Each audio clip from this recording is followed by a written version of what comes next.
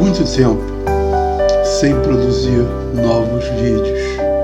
Isso devido a nos estarmos preparando para a nova fase de nossas apresentações. Até hoje, temos gravado vídeos documentários, falas combinadas com imagem, revelavam pontos importantes da Torá.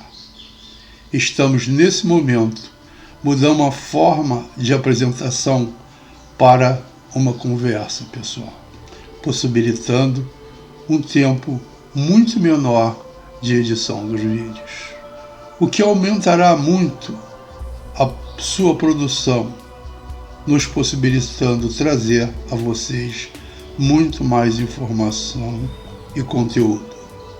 Começaremos essa série com assuntos muito profundos, de acordo com as tradições da Torá a serem discutidas neste e nos próximos vídeos. Trata de assuntos elevadíssimos sobre a espiritualidade.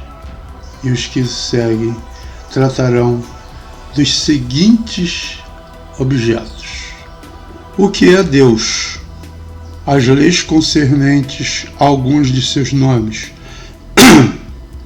o que é o homem, relação do homem com Deus conforme a Torá, a revelação ou as formas de revelação humana e divina, as profecias. O maior profeta de todos os tempos, porque, segundo a tradição israelita, a Torá é uma obra de profecias. O propósito da criação, segundo a tradição oral.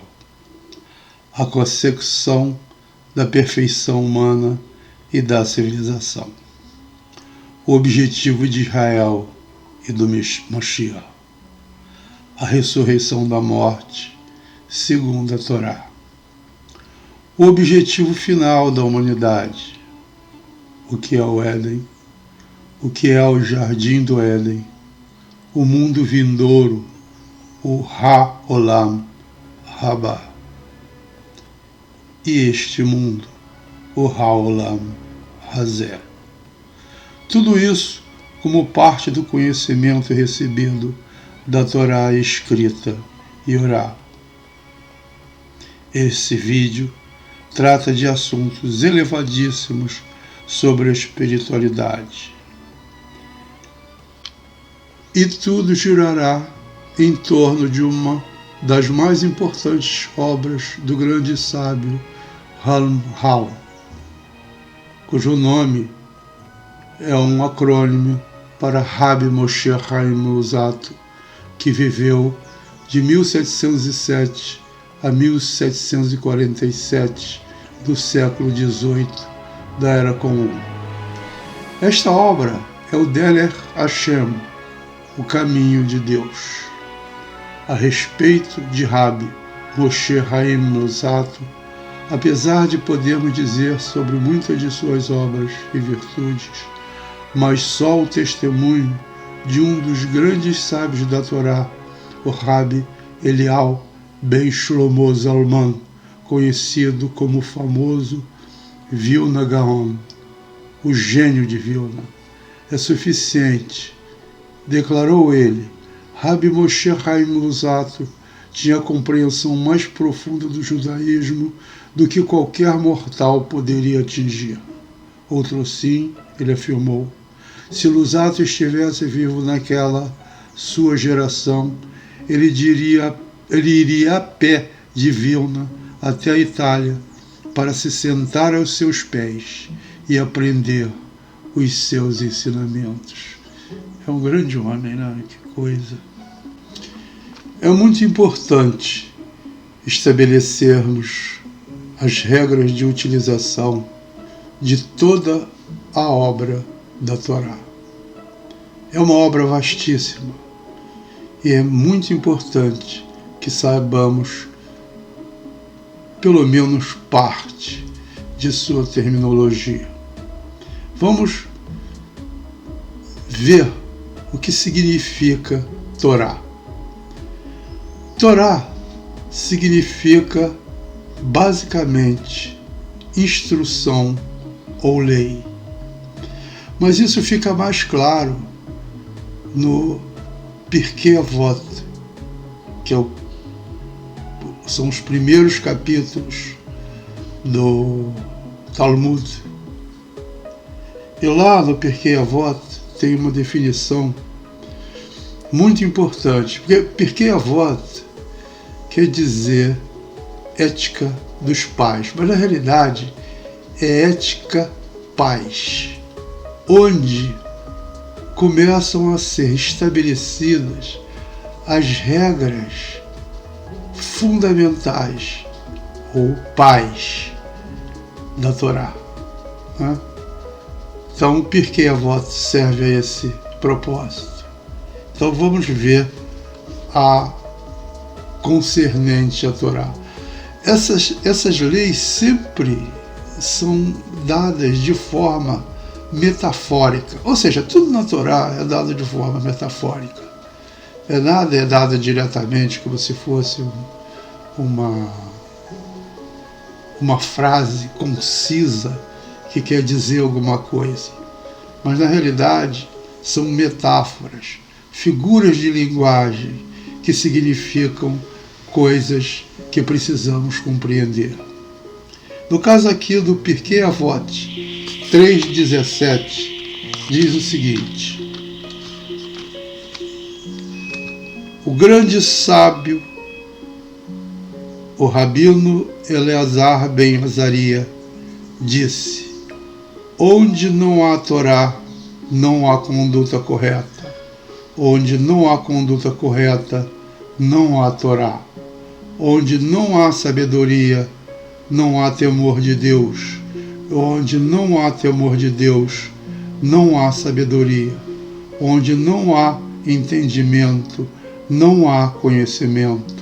Onde não há conhecimento, não há entendimento. Onde não há farinha, não há Torá. Onde não há Torá, não há farinha. Essa frase em hebraico é o seguinte: Im en kemach, en Torá. Im en Torá en kemach. Se não tem farinha, não tem lei. Se não tem lei, não tem farinha. Significando que se não se tem alimento, o pão feito com farinha, não há condições para se ter leis. Ou seja, se uma cidade não tem alimento, não tem condição de se organizar para se estabelecer leis ou o seu julgamento. Se não tem leis, não há condição para não se ter farinha. Ou seja, se não tem leis na cidade, não tem nada, não há condição para se cultivar alimentos. E é essa frase. Com isso, ela estabeleceu perfeitamente o que é a palavra Torá. Uma regra pai para a palavra Torá é isso. Esse primeiro vídeo desta série é uma descrição do trabalho inicial do grande sábio Ramchal, Rabbi Moshe Chaim Luzzatto, rabino, cabalista e filósofo da Itália, de 1707 a 1746, século XVIII da Era Comum. De um de seus mais famosos livros, o Derech Hashem, o Caminho de Deus, relatando antigos princípios da Torá, escrita e oral. Abertura. É muito comum algumas pessoas dizerem que não acreditam em Deus, como nas religiões, principalmente nas bíblicas, que acreditam firmemente em uma força criadora, uma energia que criou tudo, e não no Deus bíblico ou de qualquer outra religião. Na verdade, conceitualmente, não estão muito distantes dos princípios apresentados na Torá. A razão disso é que a figura de Deus, como entendida erroneamente no cristianismo, é antropomórfica e com atitudes muito humanas, e de certa forma, pela Torá, ocultar os seus princípios mais importantes.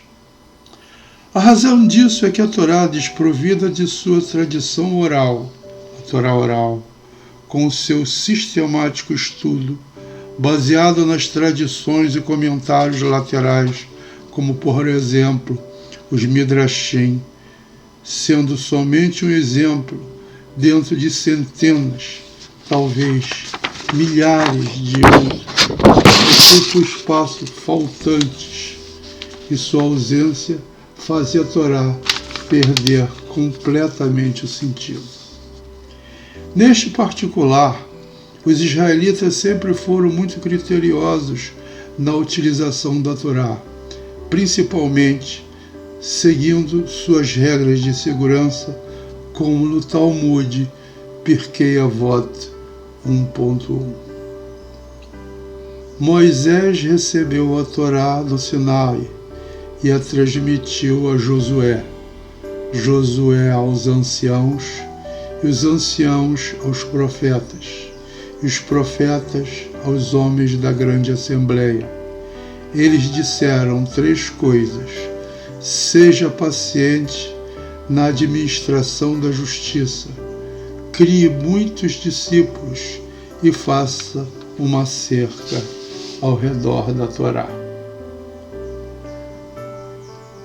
Ser paciente na administração da justiça significa tomar cuidado e não fazer julgamentos apressados a respeito do procedimento de outras pessoas.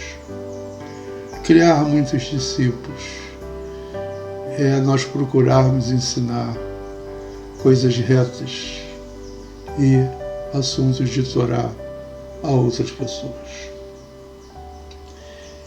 E fazer uma cerca ao redor da Torá é proteger a Torá de olhos, vamos dizer assim, como diz a Torá, aleivosos para a Torá. Não poderíamos esperar que um só livro fosse suficiente para transferir todos os conhecimentos de uma vastíssima cultura milenar de um povo, principalmente porque esse conhecimento foi transladado do seu povo criador original para outros com distantes tradições e objetivos. Não se transladou na igual medida toda a tradição de milhares de anos dos israelitas que guardavam a maior parte dos conhecimentos da Torá.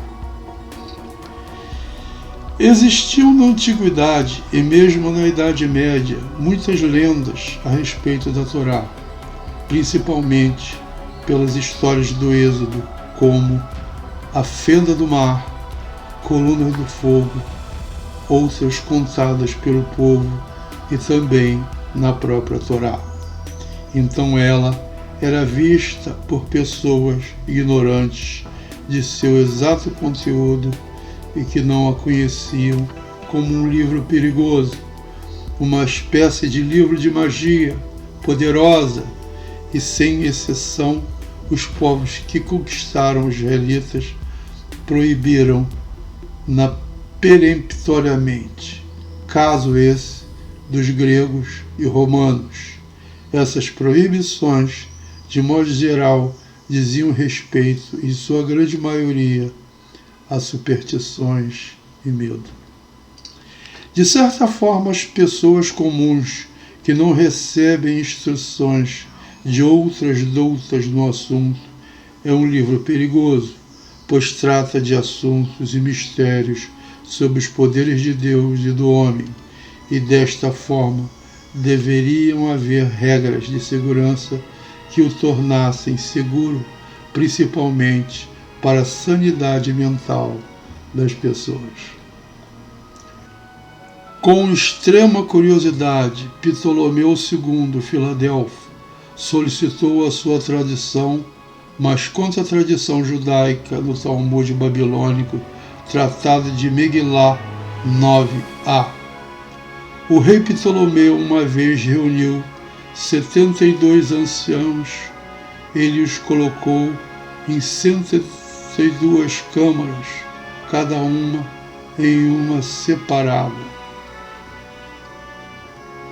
sem revelar a eles por que foram convocados. Ele entrou no quarto de cada um e disse: escreva para mim a Torá de Moshe, seu professor. Deus colocou no coração de cada um traduzir de forma idêntica como todos os outros fizeram. Essa foi a história lendária contada no Talmud, na tradução da Septuaginta, a tradução dos 72 sábios de Israel, do hebraico para o grego koiné, ter sido de forma coercitiva, separando vários grupos de sábios para se assegurarem de que a tradução da Bíblia seria feita de forma mais fiel, subestimando a inteligência e a capacidade dos sábios de se articularem para manter as regras de segurança da Torá. O objetivo deles era o de alcançar os segredos da Torá. O que se enganaram redondamente, e felizmente não havia nenhuma maneira de checar, pois o hebraico era, e de certa forma ainda é, uma linguagem obscura, muitas vezes de dificílima e em muitas de impossível perfeita tradução. Principalmente se a tradução foi feita diretamente do texto de um rolo da Torá. Vejam que aqueles que puseram os textos em hebraico na Torá sabiam exatamente o que estavam fazendo.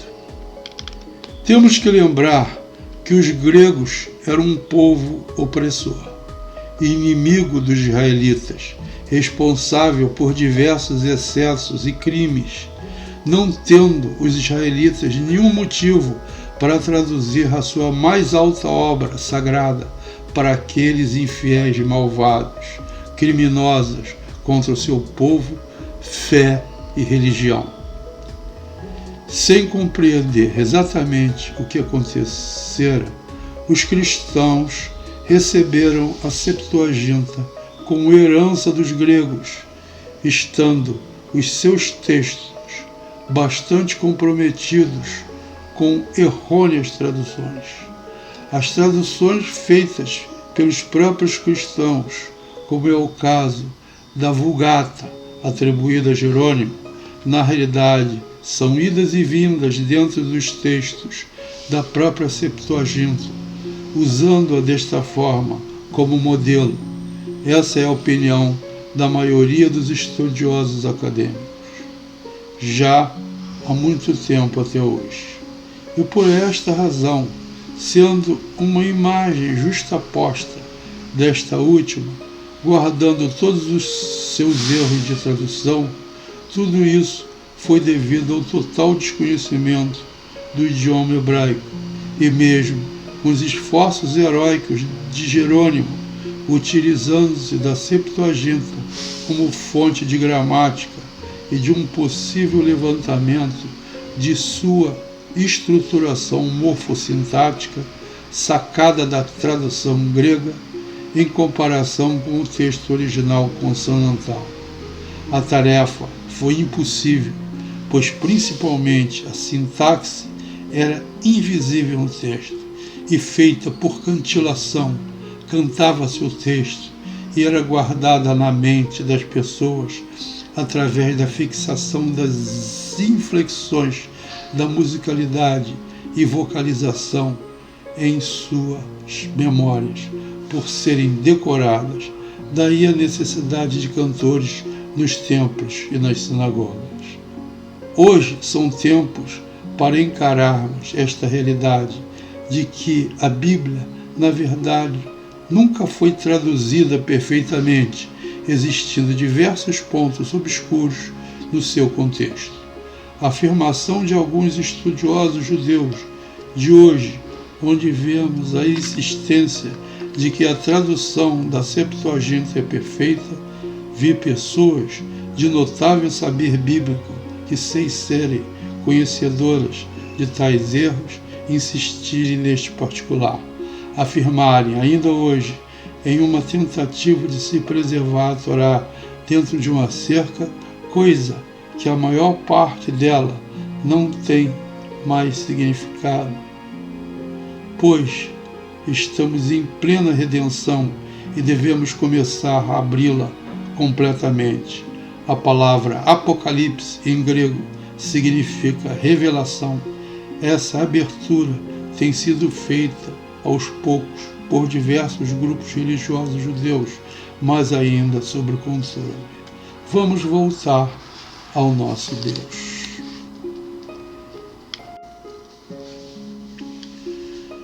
Podemos ver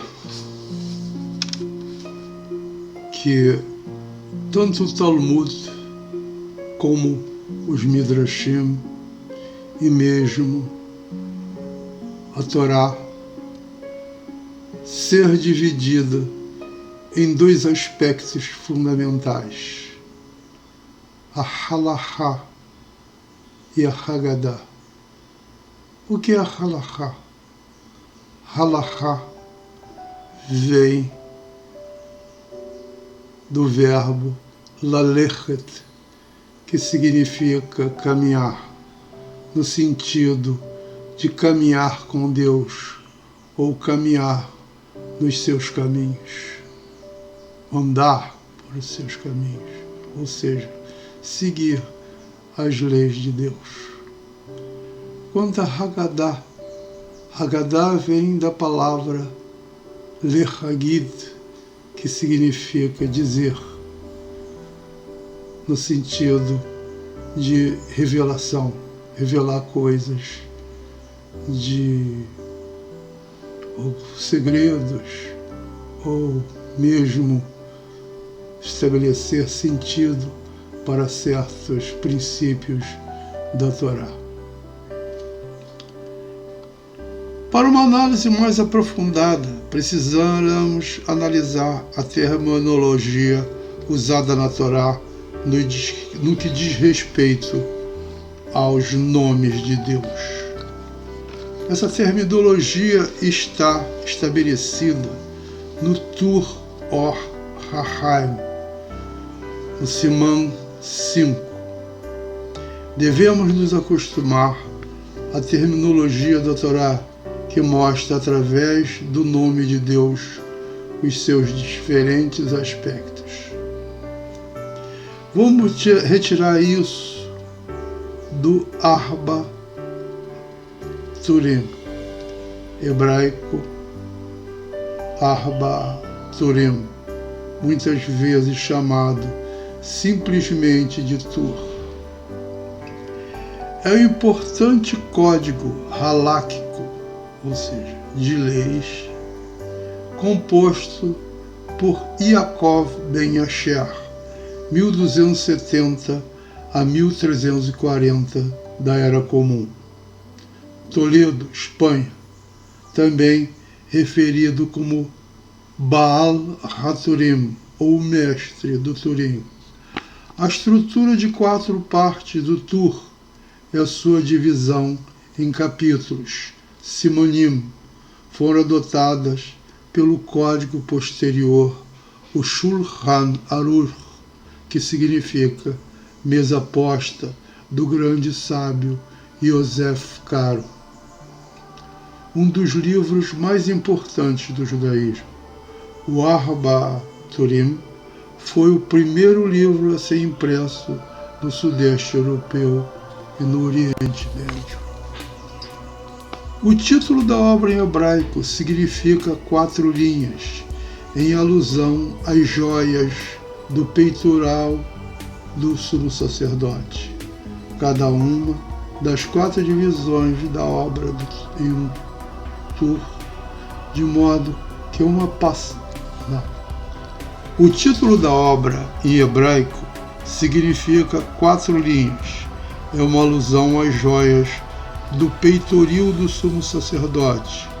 Cada uma das 4 divisões da obra é um tur, de modo que uma passagem particular pode ser citada como Tur Orach Chaim, Simão 22, que significa divisão Orach Chaim, capítulo 22.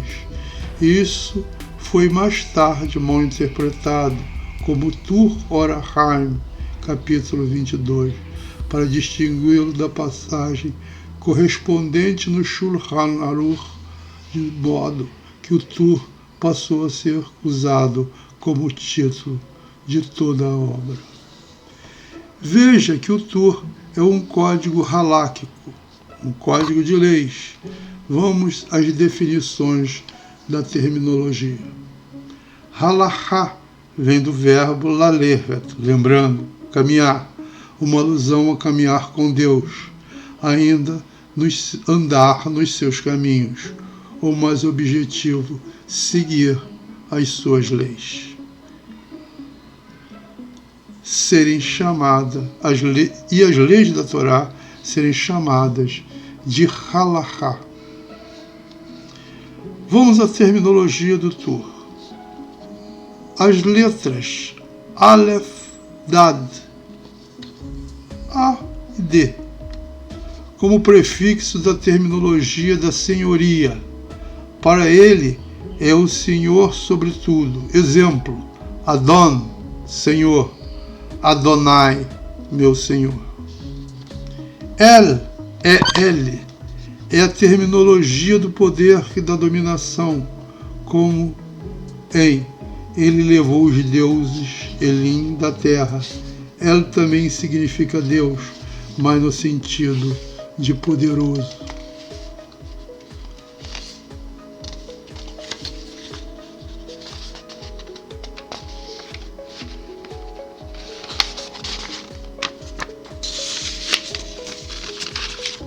E ao mencionar Elohim, ele realmente deve pretender que ele é poderoso e firme, pois possui a capacidade sobre os reinos superior e inferior, utilizando-se no prefixo de El. Na verdade, aqui significa que Elohim é o mestre de todos os poderes. Muitas vezes a palavra Elohim significa também anjos. Por exemplo, anjos que foram copartícipes da criação. Esses anjos são chamados de Elohim. Por isso que estão no plural. Elohim está com o sufixo im, significa plural. Yud Rei, ou seja, Y e H. Yud Rei. Yah, como a terminologia do ser, e que ele foi, é e será.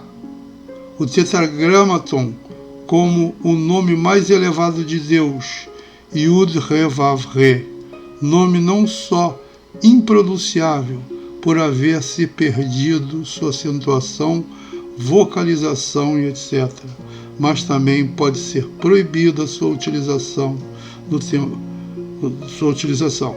no templo sagrado de Jerusalém.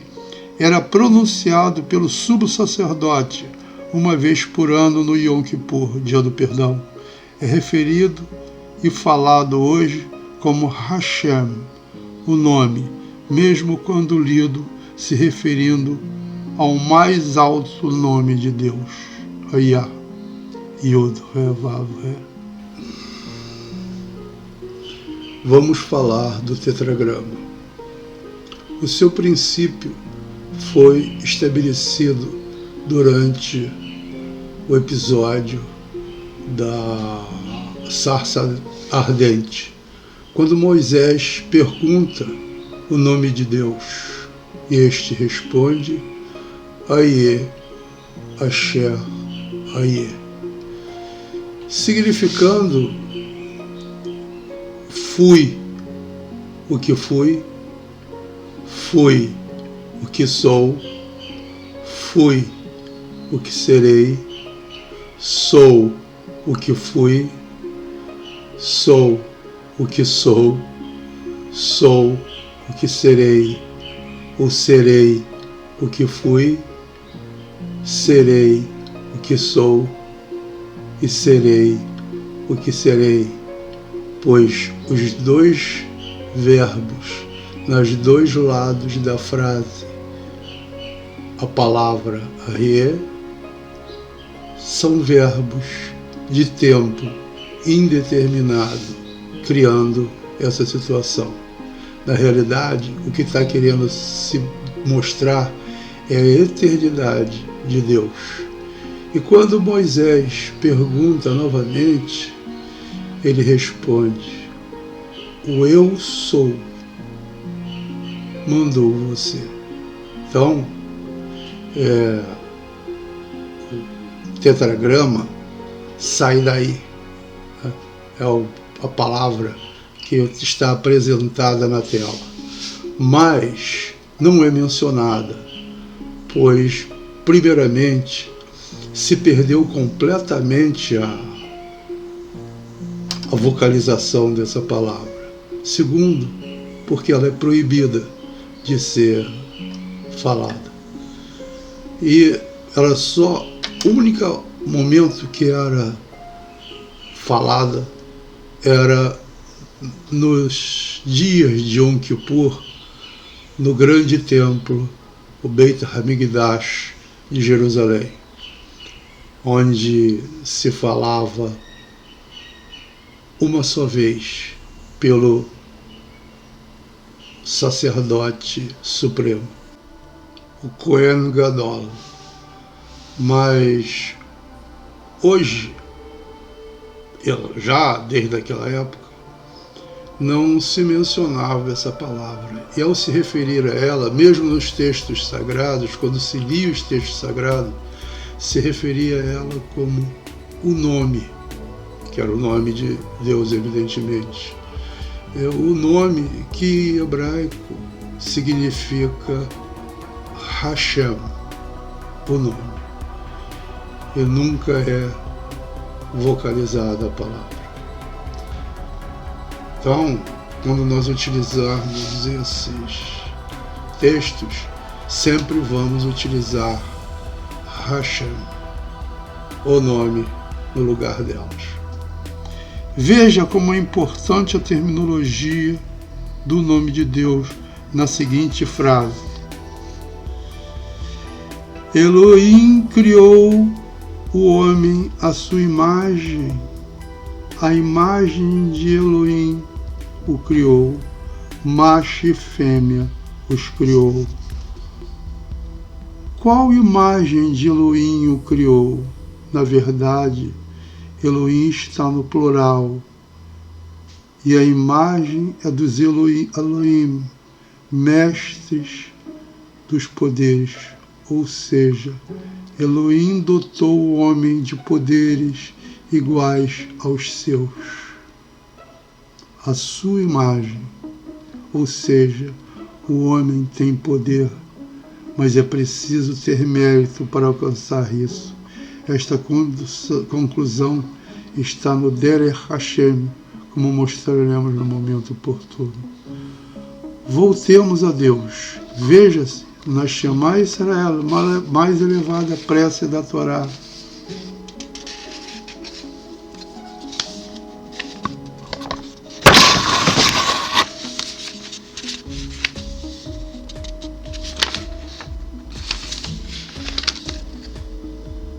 Também no quadradinho podemos ver em hebraico em cima e embaixo a transliteração. Shema Israel, Hashem Eloheinu, Hashem Echad. Ouça Israel, Hashem é o nosso Deus, Hashem é um. Falar que Deus é um não quer dizer que Ele é um só Deus, mas que é uno.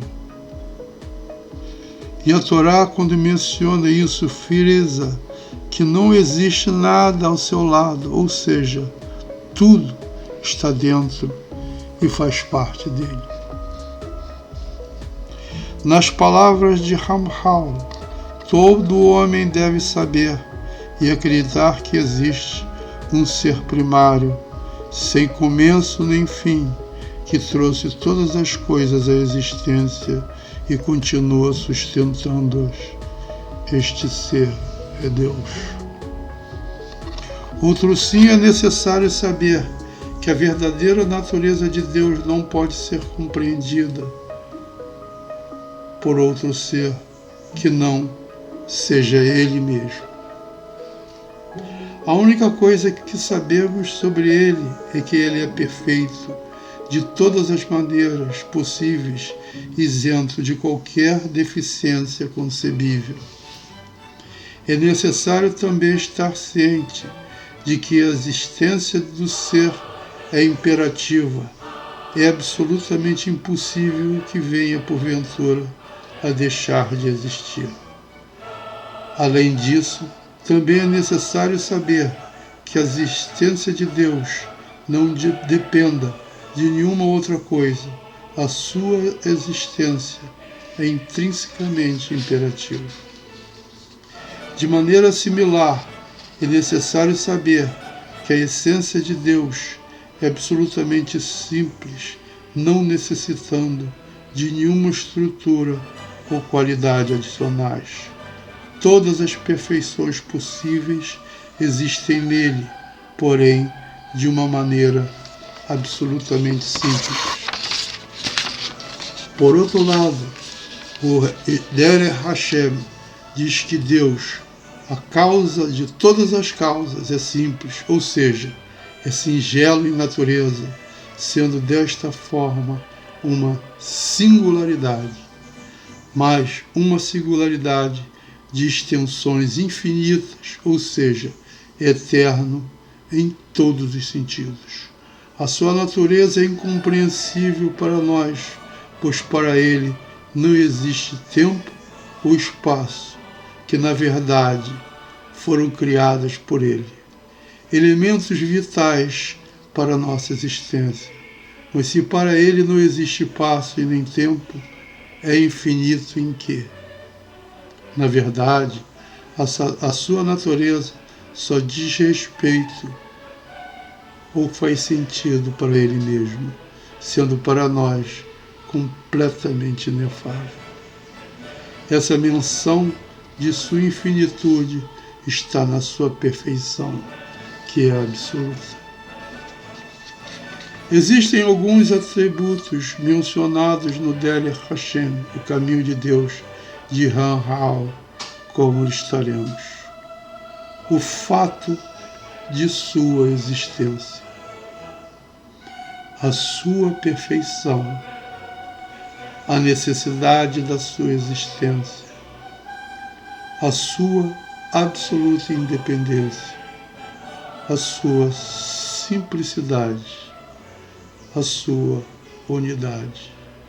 Estes são atributos que podemos vislumbrar e são da divindade e não de Deus. Mas como sabemos disso? Qual meio tomamos conhecimento de tal modelo? Mais uma vez, Han Hao nos dá essa informação nos capítulos do Derech Hashem sobre um dos mais fundamentais e reveladores princípios de toda a Torá, a profecia. Fica para o próximo vídeo.